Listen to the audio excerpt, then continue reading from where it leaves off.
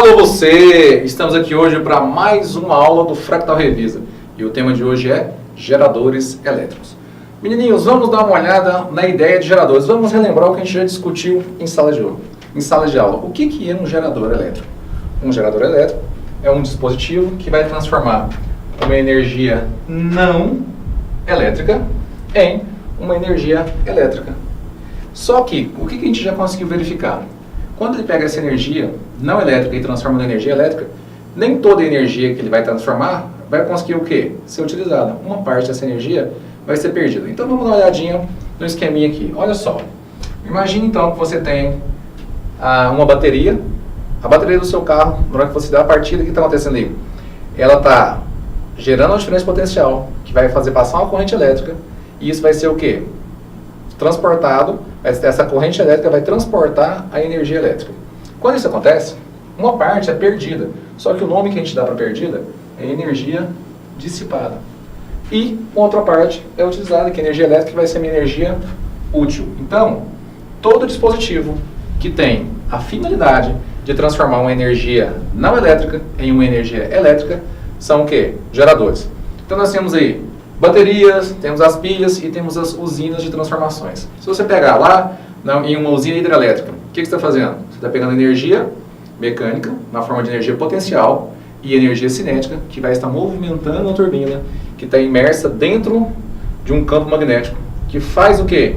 Faz variar o fluxo magnético. Essa variação do fluxo magnético vai induzir o quê? Uma corrente elétrica que é captada pelos coletores. E aí você vai jogar isso dentro do transformador. Então aí você tem também um exemplo de transformação de energia não elétrica em energia elétrica. Então você tem aí as usinas eólicas, nucleares, termoelétricas, todas elas vão estar entrando o quê? Nesse mesmo critério. Mas trazendo para nosso conhecimento aqui de sala de aula, vamos analisar da seguinte forma. Imagine que eu tenho aqui um circuito elétrico bem simples, onde eu vou ter a representação aqui de um gerador, e esse gerador vai estar ligado a um resistor. Esse resistor pode ser uma lâmpada incandescente, pode ser um chuveiro, pode ser qualquer dispositivo que vai estar transformando energia elétrica em térmica. Bom, quando eu tenho essa simbologia, o que eu vou ter? A tensão elétrica máxima, que vai ser aplicada às cargas, fazendo com que aumente o potencial, vai fazer circular aqui um campo elétrico no interior do fio. Esse campo elétrico no interior do fio vai fazer o quê? Vai criar a corrente elétrica que vai circular no meu dispositivo. Então, esse meu Ezinho aqui, que é chamado de força eletromotriz, é o que a gente fala de tensão máxima que é lançada no meu circuito. Só que, infelizmente, onde está passando corrente elétrica, tem aqueles 5 efeitos principais. E um desses efeitos principais vai ser o quê? O efeito térmico ou o efeito Joule. E aí o que vai acontecer? Mesmo que não seja a finalidade, ele vai esquentar. E no que ele esquentar, o que acontece? Eu acabo perdendo energia na forma de calor. Como você não tem como prever exatamente em qual ponto que vai dissipar mais, a gente vai criar uma grandeza física chamada resistência interna para simbolizar matematicamente toda essa perda interna do seu gerador, que é representada aqui nessa resistência, certo? Vale lembrar também que, como eu tenho um gerador, eu tenho aqui um polo positivo e negativo, e para nós aqui, a corrente elétrica sai do polo positivo em direção ao polo negativo. Tranquilo? Então você tem aqui a representação do gerador, a sua força eletromotriz e a resistência equivalente do meu circuito. Ok? Vamos lembrar de alguns detalhes importantes. Quando eu vou fazer a análise do que eu estou recebendo no gerador, eu lanço essa diferença de potencial máxima aqui, que é a minha força eletromotriz. Só que uma parte vai ser perdida. Então, depois de deduzir os cálculos matemáticos, nós vamos ter o seguinte, que a diferença de potencial que eu vou usar será a minha tensão máxima menos o que é perdido internamente, que vai ser o quê? A resistência interna vezes a corrente elétrica. Então, esse valor é o que eu consigo estar utilizando. Tá certo? E como é que eu faço para analisar isso em termos de potência? Da mesma forma. Se você analisar, nós temos uma potência total, que será dada por quem? Será dada pela força eletromotriz vezes a corrente elétrica. Temos também a potência elétrica útil, que eu consigo utilizar, que é a corrente elétrica multiplicado pela minha diferença de potencial. E tem uma parte que é perdida, que a gente chama de potência dissipada, que será perdida o quê? Internamente, onde será o quê? A resistência do meu gerador multiplicado pela corrente ao quadrado.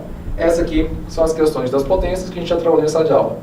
E existe também um novo jeito de calcular a corrente elétrica bastante útil, que é a equação de Ohm-Collier, que ela vai ser dada, vamos lá, vamos ver se você lembra. Força eletromotriz dividido pela resistência equivalente, somado com a resistência interna do gerador. Relembrou isso aí? Bom, já que você relembrou, vamos agora analisar algumas questões da sua lista para você ver que você sabe tudo. Vamos lá?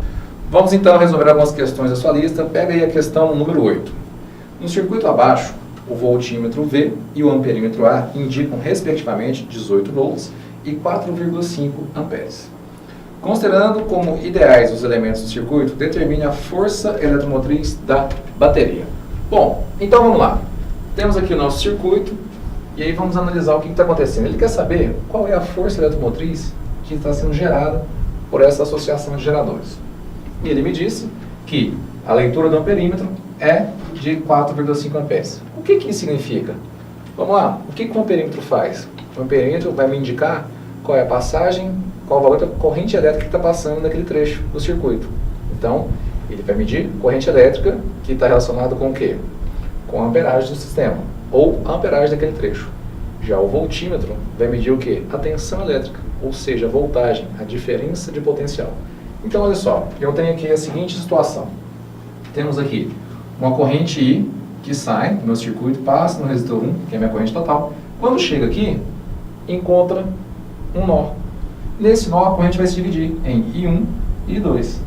Ah, professor, mas não vai passar a corrente ali onde está o voltímetro? Não, lembra que quando os dispositivos são ideais, eles vão estar trabalhando como se não existisse um circuito, porque se ele interferir, se passasse uma corrente para cá, ele ia estar interferindo, então ele não seria ideal. Então a gente vai trabalhar essa resolução como se não existisse esse A e nem esse V aqui. Vamos lá? Então a minha corrente dividiu, desceu aqui uma corrente 2. Essa corrente 2, que é a leitura do amperímetro, então ela vai valer quanto? 4,5. E aqui, ó, quando passa essa corrente, a corrente multiplicada pela resistência vai me dar o quê? A tensão elétrica, que vai valer quanto? Que vale 18 volts. Então, olha só. Para fazer essa análise aqui, esse volta e fecha ali. Eu quero saber essa força eletromotriz. Para calcular a força eletromotriz, eu vou precisar do quê? Da minha corrente total, que eu vou ter que calcular. E vou precisar também da minha resistência equivalente, que eu vou ter que calcular. Certo? E vale lembrar que a corrente total aqui vai ser quem? I1 mais I2, porque a corrente que passa no resistor 1 é a mesma da corrente que passa lá no resistor 4, tá certo? Na verdade, aqui é I2 mais I3. Vamos fazer uma correçãozinha aqui. Então, vamos lá. Vamos calcular primeiro, então, esse valor da resistência R2. Aqui eu tenho que a tensão 2 será igual a resistência 2 vezes a corrente 2. Bom, como aqui está em paralelo, a leitura do voltímetro vale tanto para este trecho do circuito, quanto para esse trecho do circuito. Então aqui, eu tenho 18 volts aqui e 18 aqui. Substituindo, nós temos 18, a resistência 2 é o que eu quero saber, e a corrente 2 é 4,5. Vou passar aqui dividindo, nós vamos ter então 18 dividido por 4,5, vai dar o quê? 4 ohms. Ok? Bom, achei aqui o resistor 2. Agora, eu vou calcular essa corrente I3. Da mesma forma, I3 será a resistência 3 vezes a corrente 3. Mais uma vez, como são 18 volts, eu tenho aqui 18, a resistência que é 12 e aqui I3. Dividindo 18 por 12, nós vamos encontrar 1,5 amperes. Bom, então, já temos aqui, a minha corrente vai ser o que então? A minha corrente será 4,5 mais 1,5. A minha corrente total é uma corrente de 6 amperes. Ah, mas não é 4, não. 4 é a resistência. Eu estou querendo aqui a corrente total para jogar aqui. Já achei essa corrente total. Agora, eu preciso achar quem? A resistência equivalente. Vamos analisar isso aqui. Bom, fazendo o caminho da corrente, esses dois aqui, como a corrente divide, eles estão em paralelo. Quando chega aqui, as correntes se somam e voltam para cá. Então, primeiro, eu vou calcular essa resistência em paralelo, a equivalente, que é o R2 e o R3. Então, vamos lá. A minha resistência em paralelo vai ser o R2 vezes o R3, que neste caso aqui será o produto pela soma. 4 vezes 12 dividido por 4 mais 12. Então aqui nós temos 4 vezes 12 sobre 16. E aqui dá para fazer uma boa simplificação. Se eu dividir aqui por 4 dá 1, aqui por 4 também dá 4. O que sobrou aqui agora? 4 dividido, aliás, 12 dividido por 4, que vai ser igual a 3 ohms. Então aqui, eu posso vir aqui, retirar esse trecho do circuito e associar um resistor em paralelo aqui, que vale o quê? Que vale 3 ohms. Bom, agora eu fiquei com o resistor R1, com esse 3 que eu calculei, e o 4. Vamos calcular o equivalente então? A resistência equivalente então será o R1, que vale 3, mais o resistor em paralelo, que também vale 3, mais o resistor 4, que vale 4. E aqui nós vamos achar 10 ohms. Pronto. Agora eu já tenho todos os dados para fazer o cálculo da minha força eletromotriz. Então, vou pegar esses dados e vou substituir nessa relação. Então, nós temos corrente total 6, força eletromotriz, é o que eu quero saber, resistência equivalente 10 e a resistência interna é 0. Você pode ver que nós não temos aqui uma resistência interna do gerador. Diante disso, eu vou passar multiplicando aqui e vou ter que a minha força eletromotriz será 60 volts. Tranquilinho, né? Quando no primeiro momento você olha parece assim assustador e quando você pega para fazer você vê que é bem simples, certo? Vamos fazer mais um? Bom, meus amiguinhos, pegue aí pra gente a questão 9 da sua lista. A questão 9 diz assim: um técnico em eletrônica precisa descobrir o valor da resistência interna, R interno, de uma bateria. Ao ligar a bateria em série com um resistor de resistência conhecida R, ele observa que a corrente medida corresponde a 90% daquela que imaginava obter, caso a bateria fosse ideal, isto é, com resistência interna nula. Ele concluiu acertadamente que a razão entre a resistência interna e R é igual a...